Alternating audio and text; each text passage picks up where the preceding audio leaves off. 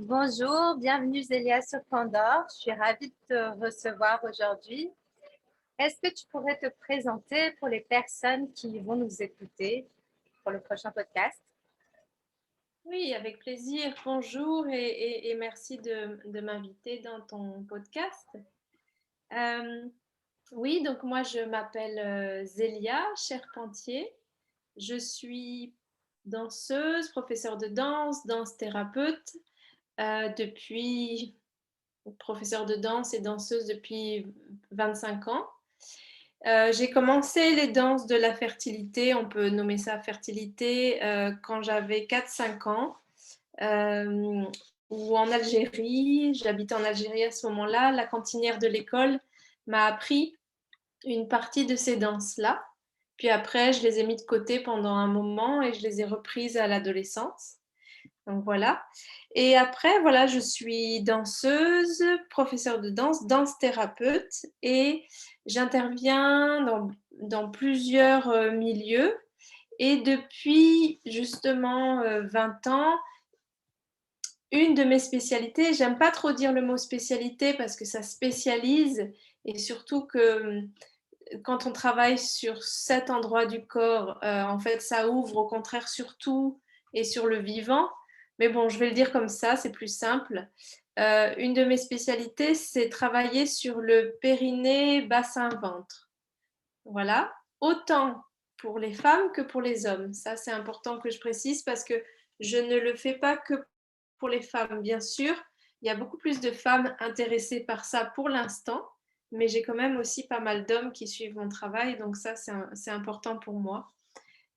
Voilà, et puis je travaille dans tous les milieux sociaux, c'est-à-dire que j'ai travaillé dans des lieux de soins, euh, à l'hôpital, dans des quartiers difficiles, en France, à l'étranger. J'ai donné des stages en France, à l'étranger.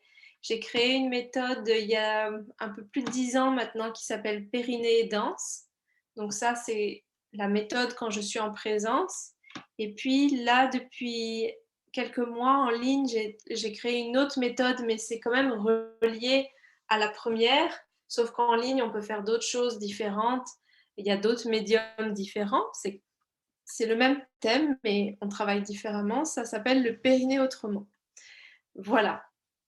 Après, ce travail sur le périnée, ne,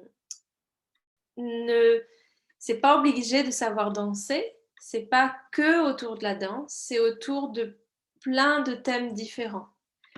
C'est-à-dire que j'aborde cette région du corps, bassin, périnée, ventre, autant au niveau anatomique, autant au niveau de la danse, autant au niveau de la culture, de l'art, que de l'anthropologie, que de l'astrologie. Je travaille beaucoup avec l'astrologie depuis une dizaine d'années, le rapport astrologie et périnée, que les mémoires intergénérationnelles ou les mémoires en fait karmiques et même plus que karmiques, parce qu'on parle beaucoup des mémoires karmiques, mais il y a des mémoires qui vont plus loin que les autres vies. Donc voilà, c'est très large.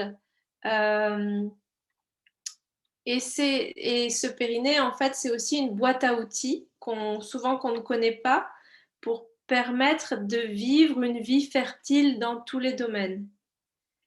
Et, euh, et donc, pour clôturer un peu ce résumé, euh, une vie fertile dans tous les domaines, dans l'art, dans le fait d'être dans la fertilité de la vie, au niveau des relations, au niveau du travail, au niveau de l'argent, parce que je travaille aussi pas mal sur la notion de périnée et argent, qui est extrêmement liée en fait.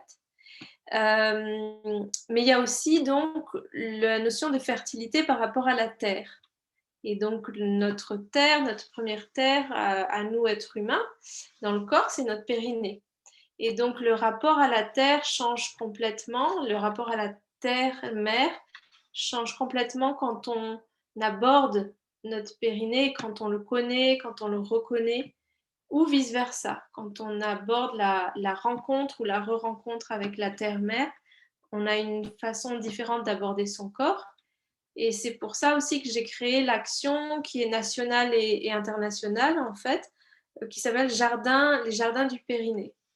Donc, le travail périnéal que je fais aussi en rapport avec le jardinage et le jardinage au sens large du terme, autant intérieur que extérieur, faire son jardin.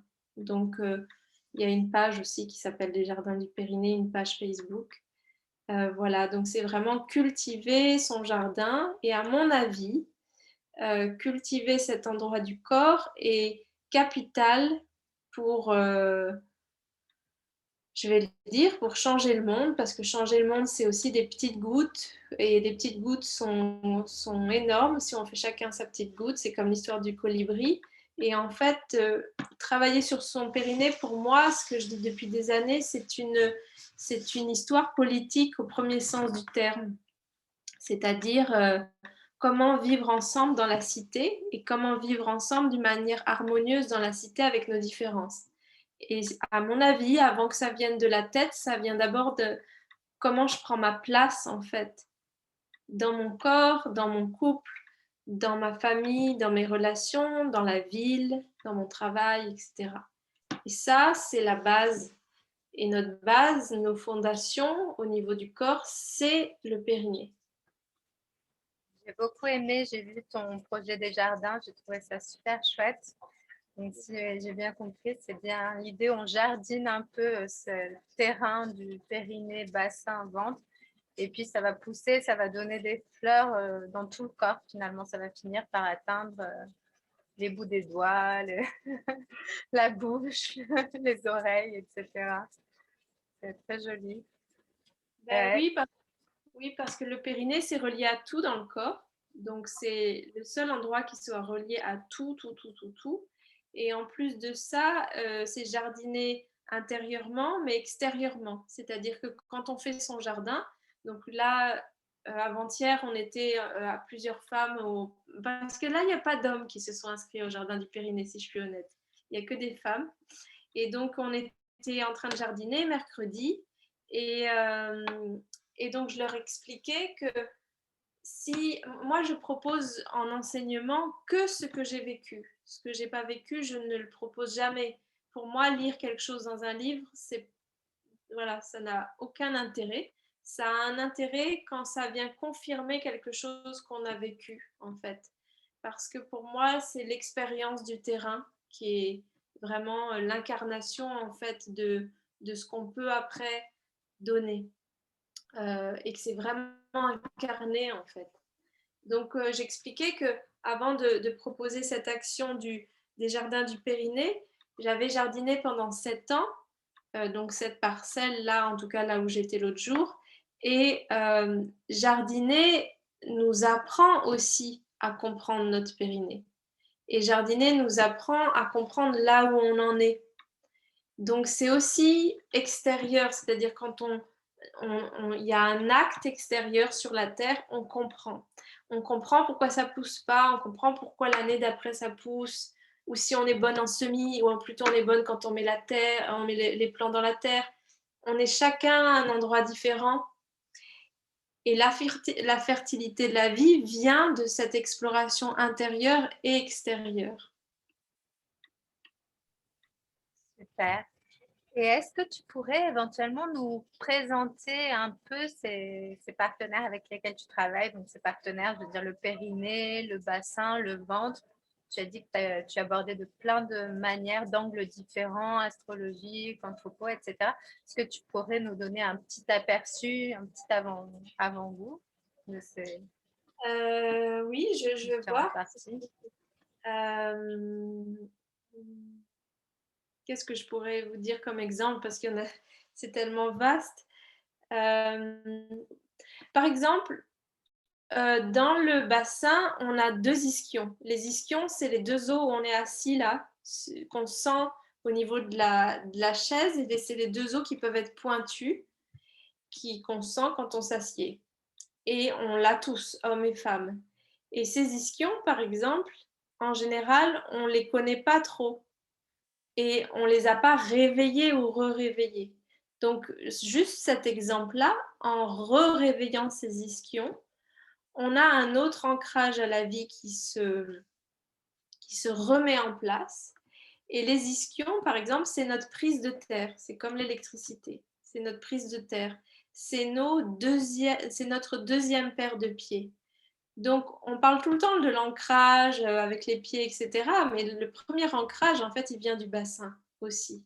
La force, elle est reliée à la terre et les ischions reçoivent en fait cette énergie au niveau de la terre. Donc, en allant découvrir ces ischions, et là, il y a beaucoup de choses à faire, à découvrir, à écouter aussi, à écouter son corps, bien en fait, il y a un ancrage qui peut se mettre en place, mais un ancrage, ça veut dire aussi plein de sous-thèmes. Ça veut dire pourquoi à cet endroit de ma vie, sur ce thème-là, je suis assez ancrée, et pourquoi sur un autre thème, je suis peut-être pas ancrée. Parce qu'il y a des nœuds, il y a peut-être des souffrances, il y a peut-être des traumatismes qu'on a tous. Donc, moi, je suis thérapeute aussi, donc je vais voir aussi tout ça. Et ils sont engrammés dans des endroits précis du bassin. Donc là, je donne un exemple des ischions.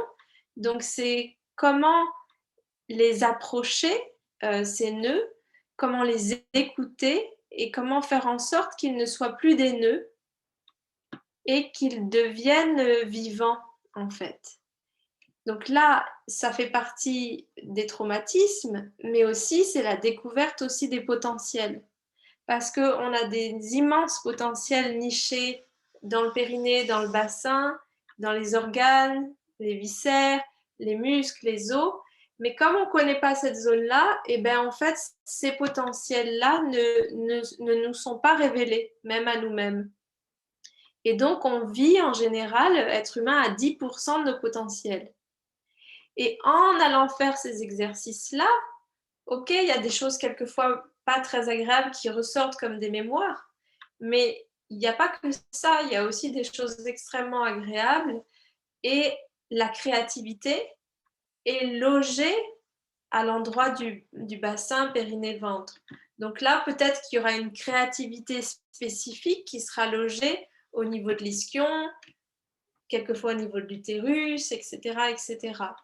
Donc, quand, par exemple, on travaille sur les ischions, il y a des personnes qui me disent « mais c'est hyper bizarre, je me sens extrêmement présente ». Ben oui, et si tu t'appuies pas sur quelque chose, en fait, si tu n'es pas en connexion avec qui te porte dans la vie, ben tu ne peux pas complètement te déposer et être toi. Et en fait, qu'est-ce qui te porte là en étant assis? C'est tes ischions. Mais en fait, au fond, c'est la terre. Donc, c'est le rapport avec la terre et comment, en fait, je peux m'incarner sur cette terre. Parce que la majorité des gens, mais je vais peut-être dire tout le monde, parce que c'est très rare les gens qui ne connaissent pas ça. C'est à ce moment-là, c'est des sages, ce sont des maîtres qui ont fait un bout de chemin extraordinaire. C'est-à-dire que nous ne sommes pas incarnés à 100%. On est arrivé sur Terre, on est passé par un périnée ou un ventre s'il y a eu une césarienne. Et en fait, il y a plein de parties en nous qui ne se sont pas incarnées. Pourquoi? Ouais. Parce que ça fait trop peur. J'allais dire, c'est ironique ou pas, je ne sais pas, mais qu'on soit dans une société où on passe la majorité du temps aujourd'hui assis. Donc, on est vraiment dans ce contact beaucoup plus qu'avant, où on passait plus de temps debout, qu'il y avait des activités debout. Et comme on n'a pas conscience de ces ischions, et comme on ne fait pas fonctionner nos pieds, nos jambes, et que l'énergie ne monte pas assez au bassin, et qu'on ne sait pas faire fonctionner ces ischions sur la chaise, eh bien, en fait, en effet, il y a quelque chose de l'ordre du vivant qui ne remonte pas dans le bassin. Donc, du coup, le bassin, c'est notre moteur, c'est notre premier moteur. Donc, c'est comme si c'était la voiture et on met la clé à 3%, mais la voiture, elle va nous conduire au point A, alors qu'il y a des points C, il y a des points D, il y a des points E, et on n'a même pas idée. Et ça, c'est notre potentiel. Sauf que notre potentiel, on a peur d'y aller, parce qu'en général, la lumière fait très peur, elle fait aussi peur que l'ombre. On a peur d'aller voir ces ombres, alors que tout le monde en a et c'est nos richesses, ce sont nos richesses. Et aussi, on a peur d'aller à cet endroit-là, parce que c'est une zone très taboue. Parce qu'il y a les organes sexuels, parce que ça peut éventuellement parler de sexualité, pas tout le temps, parce qu'il y a des mémoires engrammées qui seront trop lourdes, et ça, on les a toutes et tous. C'est pas plus d'autres que... Enfin, si, il y a des personnes qui ont un vécu encore plus lourd à cet endroit-là, mais tout le monde, en fait, a des nœuds à cet endroit-là. C'est normal, vu l'histoire de l'humanité. Donc, mais il est urgent, en fait, d'aller voir justement ces traumatismes, parce qu'autrement, si on veut que l'humain évolue, et le monde évolue, et on est quand même à un endroit, à un moment charnière, à mon avis, ça ne se fera pas sans aller voir cet endroit-là. Et du coup, j'ai envie de te poser une question. Toi qui es né en Algérie, c'est ça? Et qui Non, a je suis voyagé. née en Algérie, mais j'ai beaucoup voyagé et j'ai vécu en Algérie. D'accord, tu as vécu, tu as voyagé. Maintenant, tu es en France. Mhm. Est-ce que tu vois une différence entre les personnes de ces différentes cultures, de ces différents pays dans l'approche au bassin? Parce que moi, je pense du coup Brésil-France. Et pour moi, c'est flagrant la différence entre un bassin brésilien, que ce soit d'un homme ou d'une femme d'ailleurs, hein, et un bassin français. Tu le vois dans la démarche, tu le vois dans le, oui, dans la manière des gens de se promener. Donc, je voulais avoir un peu ton regard là-dessus. C'est complètement différent et justement, j'en parle souvent en stage. C'est que si on va dans un... Moi, je suis jamais allée sur le continent américain et sud-américain. Je suis jamais allée. Par contre, je suis allée beaucoup en Europe, au Maghreb, au Proche-Orient et en Asie. Et donc, quand on regarde les personnes marcher, chaque personne est unique au monde, donc on a chacune notre démarche et chacun. Mais il y a une tendance selon les cultures, à marcher de cette manière-là ou de cette manière-là. Par exemple, dans les Balkans, les femmes, elles marchent énormément le bassin vers l'avant, donc le périnée antérieur vers l'avant. Dans la région où je suis, vers Bordeaux, il y a énormément de personnes de cette région-là et on peut le voir, qu'elles ont souvent le périnée vers l'avant. Au Maghreb, en Algérie, les femmes, elles ont ou elles avaient, parce que là, c'est la modernité qui change tout. C'est les sols, le béton qui change tout le rapport au bassin. Elles ont le bassin qui bouge, qui va de droite à gauche et qui parle en fait. Et en fait, qui répond à la terre. Et les danses de la fertilité, ce que j'explique toujours à mes élèves, c'est que ce sont des danses où le bassin, il va répondre à la terre, il va dialoguer avec la terre. Après, quand je regarde dans la rue, en France, les bassins, ils sont très rares quand ils répondent à la terre. Ou alors, ce sont des personnes qui ne sont pas européennes ou qui ne sont pas françaises. Mais la culture européenne, avec tout ce qui vient de l'éducation judéo-chrétienne, on ne fait pas du tout parler les bassins et au contraire, on les fige en fait. Et ils ne bougent pas. Et ça, on peut le voir dans la danse. Moi, je m'intéresse beaucoup aux autres danses aussi. Et j'ai découvert la danse classique sur le tard, avec une très bonne prof d'ailleurs. Et je suis très intéressée par la danse classique. Mais par contre, le bassin ne répond pas. Le bassin, là, n'est pas vivant. C'est pas un bassin vivant. C'est un bassin qui est solide, c'est un bassin qui porte, mais c'est pas un bassin qui bouge. Et donc oui, il y a une grande différence, il y a une très grande différence. Est-ce que du coup, tu pourrais nous parler un peu plus de ces danses de la fertilité que tu as citées, expliquer peut-être un peu ce que c'est et un peu en quoi ça consiste? Oui. En fait, donc moi, j'ai surtout appris les danses du Maghreb et du Proche-Orient. Après, en fait, à la base, ces danses qui faisaient bouger le bassin et qui faisaient bouger le ventre, etc., c'était dans le monde entier, c'est-à-dire c'était des danses pelviennes qu'on appelait les danses pelviennes. Et dans plein d'endroits du monde, d'ailleurs surtout en Europe par exemple, elle n'existe plus. Et donc on ne bouge plus le bassin. À Tahiti, on bouge encore le bassin. Donc ça, c'est des danses de la fertilité. Et par exemple, les danses qu'on dit orientales, moi je dis jamais orientales parce que c'est comme si on disait, ben moi je fais de la danse occidentale, alors que ça veut rien dire de faire de la danse occidentale. Donc si on dit je fais de la danse orientale, ça veut aussi rien dire. Il y a la danse d'Égypte, la danse d'Iran, la danse du Maroc, et même au sein même de ces pays, il y a encore plein de danses. Et d'ailleurs, par exemple, la danse iranienne, on ne bouge pas le bassin. On bouge surtout les bras, les mains, la tête, c'est très gracieux au niveau du haut du corps, mais le bassin, il ne bouge pas. Alors qu'en Égypte, au Maghreb, on bouge beaucoup le bassin, et dans les danses tziganes aussi, on bouge beaucoup le bassin. Et en fait, ces danses, elles se sont transformées au fur et à mesure de l'histoire, et elles se sont énormément transformées avec l'histoire aussi de Bonaparte. C'est-à-dire Bonaparte qui est arrivé dans ces régions-là, et avec les peintres orientaux, qu'on dit les peintres orientaux, et donc ils ont fantasmé un Orient, ils ont fantasmé le corps de la femme, parce que du coup ils ne parlaient pas des hommes alors que les hommes y dansaient, et donc c'est devenu des danses de la séduction.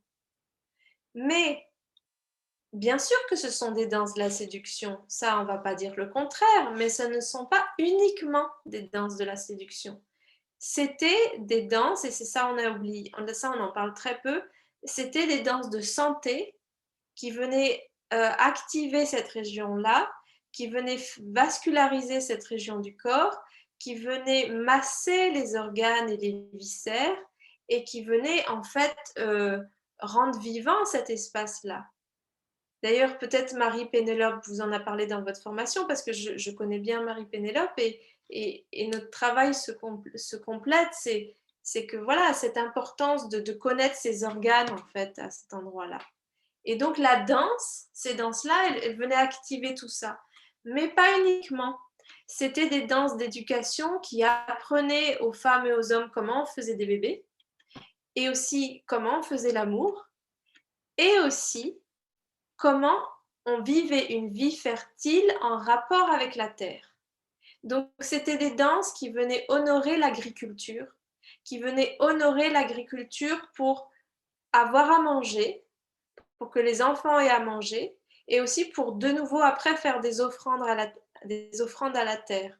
Donc, il y avait le cycle de la vie qui était honoré en fait dans ces danses-là. Et tout ça, on a oublié. Donc, par exemple, ce matin, je vais le poster sur Facebook tout à l'heure, j'ai une élève qui ne fait que les cours de danse en replay, donc des cours de base de ces danses-là. Elle ne fait pas de travail thérapeutique avec moi, elle ne fait pas de travail pour l'instant au niveau du périnée. Et elle a envoyé un témoignage sur qu'est-ce que lui apporte de travailler ces mouvements de base. Mais c'est extraordinaire. En fait, il est assez long le témoignage, donc je ne l'ai pas en mémoire. C'est extraordinaire, c'est-à-dire que c'est un réveil complet. Donc c'est le vivant qui arrive là où il doit arriver. Le vivant, il n'arrive pas là, il arrive en bas. Après, ça monte en haut. Et donc, ces danses de la fertilité étaient reconnues pour ça. Et on ne les appelait pas danse orientale ou danse ceci ou danse cela. C'était des danses pour honorer la fertilité de la vie. Et dans l'histoire de l'humanité, les personnes qui avaient la connaissance et la reconnaissance de comment intégrer la fertilité en soi, elles n'étaient pas très bien vues à certaines époques de l'humanité. Pourquoi ? Parce qu'elles avaient la connaissance et la possibilité de rendre autonomes les gens pour qu'ils soient le plus dans la joie, qu'ils soient le plus dans l'abondance et pour qu'ils soient le plus dans la créativité. Si on a tout ça, en fait, on devient autonome et surtout, on devient des êtres très libres. Donc, les personnes qui avaient la connaissance de cette fertilité avec ces codes, et là, c'est un résumé de résumé que je fais, ben en fait, ils ont souvent été empêchés, On les a empêchés de vivre, on les a empêchés de dire, on les a empêchés de diffuser leur savoir, en fait. Et donc, c'est pas étonnant que ces danses-là ont été mises de côté ou alors ont été classées dans un endroit où ça c'est juste pour la séduction et juste que les femmes séduisent les hommes. C'est extrêmement réducteur. C'est ça aussi. C'est ça, parce que ça, c'est important. Mais déjà, on peut dire l'inverse. C'est aussi des danses que les hommes dansaient pour séduire les femmes aussi. Arrêtons de parler que dans un sens. Donc, tout ce discours autour de ces danses-là, on l'a oublié et donc, il s'est transformé avec Bonaparte, avec les comédies de Hollywood, Bollywood, à l'époque aussi des années 40-50, qui ont fait que les danseuses portaient uniquement des costumes à 2 pièces, où on voyait le ventre, etc. Mais c'est les Européens qui ont inventé ça. Ça n'existe pas. Les costumes à 2 pièces, à la base, ils n'existent pas. Il est intéressant, puisqu'il a existé maintenant, il est intéressant. Mais à la base, c'était pas ça, ces danses-là. Au contraire, on ne montrait pas le ventre de cette manière-là. De ce que tu as dit, de ce que j'entends, c'est que c'était vraiment des danses pour tisser du lien aussi intergénérationnel, puisqu'il y avait une transmission et des danses très collectives finalement, quand tu parles par rapport à la terre, du côté festif. Effectivement, nous, on a plutôt l'image de la femme seule qui va faire son numéro devant les autres, alors qu'en fait, dans ce que tu transmets, j'ai plutôt des images de groupe finalement, de communautés qui dansent ensemble, qui sont dans le... Ben, il y avait la femme seule ou l'homme seul qui pouvait danser, ou petit groupe pour honorer la terre, pour des cérémonies, etc. Et qui avait ce statut en fait d'amener la danse dans des cérémonies ou pour guérir aussi, des guérisseurs et des guérisseuses. Ça, c'est sûr. Mais il y avait tout ce que tu viens de dire, la danse du lien.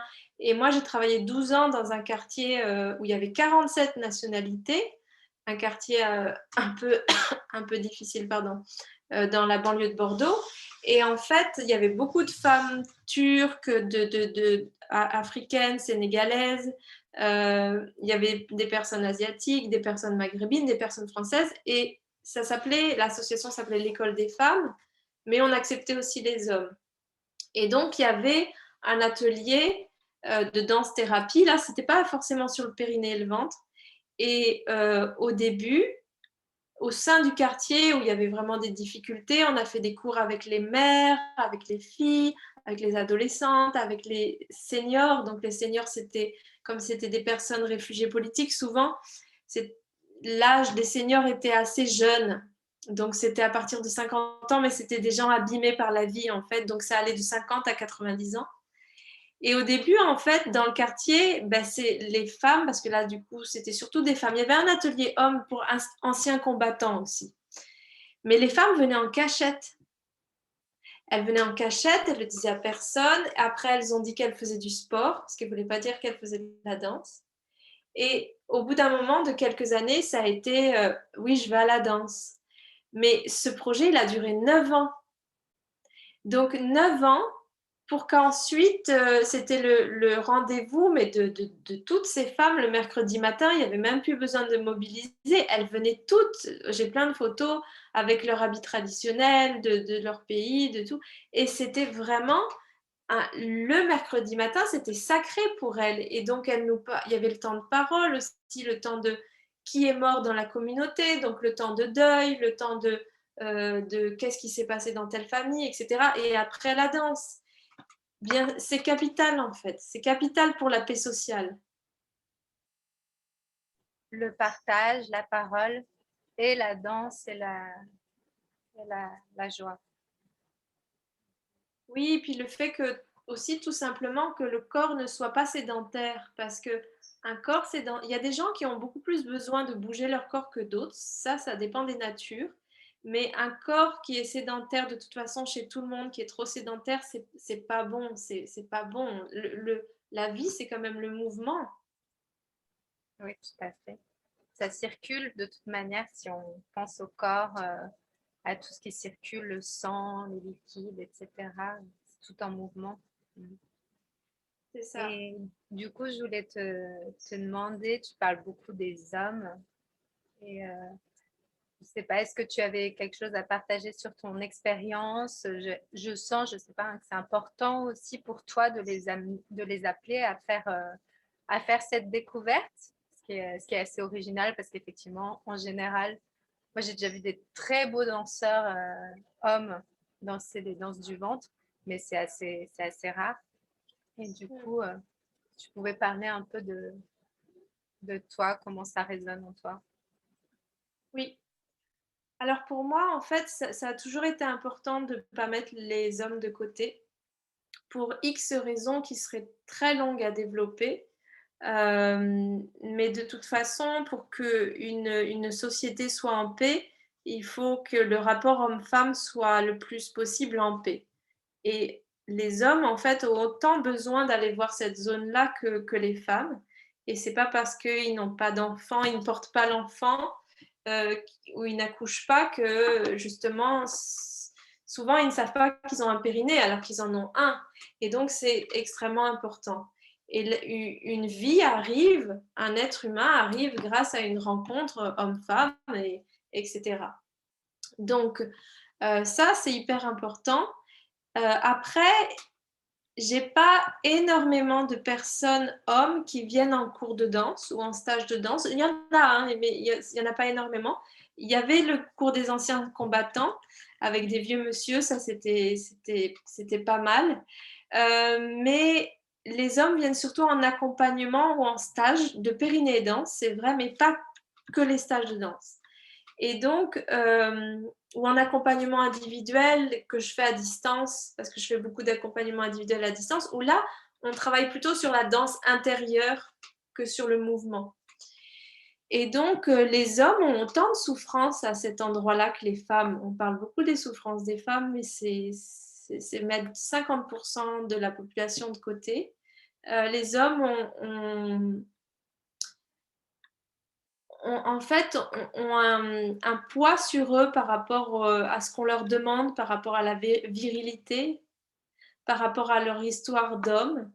Il n'y a pas beaucoup d'espace pour eux pour parler de cet endroit-là et de leurs problématiques ou de leurs questionnements ou des violences qu'ils ont subies ou qu'ils subissent. Parce qu'en fait, on parle beaucoup de la violence sur les femmes, mais ce qu'on ne sait pas, c'est qu'il y a énormément d'hommes qui reçoivent des violences aussi. Et ça, c'est très tabou. Et on n'en parle pas beaucoup. Et moi, j'en ai eu beaucoup en accompagnement et qui n'en avaient jamais parlé alors qu'ils avaient 40 ou 50 ans. Voilà. Et aussi, comme les femmes, mais étonnamment, les hommes ont plus de courage que les femmes pour ça. Les femmes, elles ont plus de courage de faire des démarches et il y en a 1000 fois plus que les hommes. Mais les femmes, elles ont du mal à aller voir leur violence à elles, celles qu'elles portent, parce qu'on en porte toutes des violences, ou les violences qu'elles ont données, parce qu'on en a toutes données. Les hommes, ils le font plus. Et, euh, et certains, heureusement, ont envie d'aller voir ces violences qu'ils ont données, soit dans cette vie ou soit dans une autre. Euh, et ils sont très cash en fait avec ce qu'ils vivent par rapport à ça, parce que je pense que c'est l'heure pour eux de, comment dire, par rapport, en tout cas c'est des témoignages hein, que je fais par rapport aux hommes que je reçois, c'est l'heure pour eux d'aller voir où est la racine de leur violence. Et ça, certains sont prêts. Alors que les femmes ne sont pas très prêtes à aller voir la racine de leur violence. Et il y a très peu de femmes qui le font. Ouais, je pense que ça prend et ça va prendre plus de temps pour les femmes, que je vois ça en lien avec la société aussi, qui effectivement a construit une plus grande facilité pour la femme de parler des violences qu'elle a subies que l'homme. Mais inversement, il y a toujours un peu cette peur de l'agressivité, de la violence féminine. qui rend un peu difficile le dialogue dessus. Enfin, je sais pas, c'est l'impression Oui, oui, que j'ai complètement. Bah, sur c'est ce. complètement tabou, en fait. C'est complètement tabou. Mm. Euh, voilà. Et puis après, il y a plein d'hommes qui viennent. On pense que les hommes viennent par rapport à la sexualité et que tout de suite ils vont poser des questions sur les performances sexuelles. C'est pas vrai. Moi, j'en ai très peu qui viennent pour ça. Ils sont intéressés pour ça, mais comme les femmes sont intéressées pour ça quand elles viennent travailler sur le périnée, et heureusement, euh, pas sur les performances, mais sur vivre mieux sa sexualité, ben, les hommes aussi, ils ont envie de vivre mieux leur sexualité. Il y en a plein qui souffrent au niveau de leur sexualité, il y en a plein qui aimeraient comprendre un peu mieux comment ça fonctionne tout ça, comment fonctionne une femme et comment eux, ils fonctionnent. Donc en général, voilà, c'est très touchant en fait leur retour. Super. Eh ben, écoute, on a déjà eu un bel échange. Du coup, je voulais te proposer, voilà, de terminer avec quelque chose que tu as envie de partager, si tu souhaites rajouter quelque chose, avant que je te fasse ma petite question traditionnelle. Et puis voilà. Oui, il y a un thème qui est très important que j'ai pas, dont j'ai un peu évoqué. Je travaille ça depuis des années, mais là de plus en plus parce que c'est le moment au niveau astrologique. Je vais pas rentrer dans les détails. C'est le moment, mais je parle sur une dizaine d'années, hein. C'est en fait le rapport périnée et argent. Et en fait, le fait d'être très clair par rapport à l'argent, c'est très difficile quand on n'est pas allé voir ce qui se passe au niveau de notre périnée. Et au niveau astrologique, les maisons qui parlent d'argent, comme par hasard, elles parlent de la sexualité et du bassin. Et donc, je suis vraiment contente parce que ça fait des années que je parle de ça. Ça fait des années que je dis que c'est hyper important de comprendre ce lien et que le monde aussi en a besoin et que du coup, la fertilité de la vie, même au niveau de l'abondance financière, elle vient aussi, elle peut faciliter à cet endroit-là. Et l'abondance financière, c'est méga important. Je ne suis pas en train de dire que c'est hyper important d'avoir plein d'argent. C'est hyper important de comprendre ce rapport avec l'argent et éventuellement d'ouvrir les vannes, on va dire comme ça, pour accueillir éventuellement l'argent qui nous attend. Pourquoi? Parce que l'argent qui nous attend, nous souvent, et les femmes beaucoup, ça les femmes beaucoup, par rapport à leur histoire et justement le fait qu'elles aient été beaucoup violentées au niveau du périnée, ouvrir l'argent qui peut arriver vers nous, mais souvent on voit l'argent d'une manière très malsaine. C'est normal parce qu'il y a des gens qui l'ont, voilà, qui ont utilisé cette énergie, parce que c'est une énergie à mauvais escient. Sauf que justement, l'argent est une énergie et l'argent va disparaître de la vie bientôt. Est-ce qu'on le connaîtra, nous, dans notre vie? Je ne sais pas, mais ça va disparaître. Mais quand ça disparaîtra, le problème sera le même. Pourquoi? Parce que ça parle de valeur de soi. Et là où je suis hyper contente, c'est qu'il y a des entreprises qui commencent à me contacter et qui veulent travailler avec moi parce qu'ils veulent voir leur périnée en tant que chef d'entreprise ou dirigeant ou dirigeante, mais aussi ils ont compris le lien avec leur entreprise. Parce que notre corps, il a toujours un lien avec notre travail ou notre maison ou notre appartement ou alors l'entreprise qu'on crée. Et ça, c'est super important. Et à mon avis, si on veut construire des choses sur des bases saines, il faut aller voir ce thème-là. Et c'est maintenant, c'est-à-dire c'est dans les 10 ans, même ça a commencé surtout il y a 4 ans. On va dire qu'il y a encore 5 ans, pour ça, c'est l'idéal parce qu'on est au niveau astrologique à un moment où tout nous dit que c'est important d'aller voir ça. Voilà, donc l'argent est aussi la fertilité de la vie. Sauf qu'il y a une manière de le voir où il faut changer les choses en fait. Super. Eh ben, écoute, un grand merci. Je vais te poser ma petite question traditionnelle. Donc, si tu étais une fleur, qu'est-ce que tu serais? Un Et tu peux, zinnia. tu peux développer ou pas, et si tu veux dire pourquoi cette fleur ou pas. J'adore parce qu'il y a plein de couleurs, parce qu'elle est gaie, parce que j'en ai plein dans mon jardin et voilà. Ou alors un cosmos. Ou un cosmos. Eh ben, écoute, Zélia, ça a été un plaisir de faire cet échange avec toi. Je te remercie beaucoup. Et puis au plaisir d'une prochaine fois peut-être. Merci à toi, merci beaucoup pour m'avoir invité et merci pour créer ces espaces pour pouvoir permettre à certaines personnes de s'exprimer et toi aussi de t'exprimer. Merci. Ciao, Merci. ciao.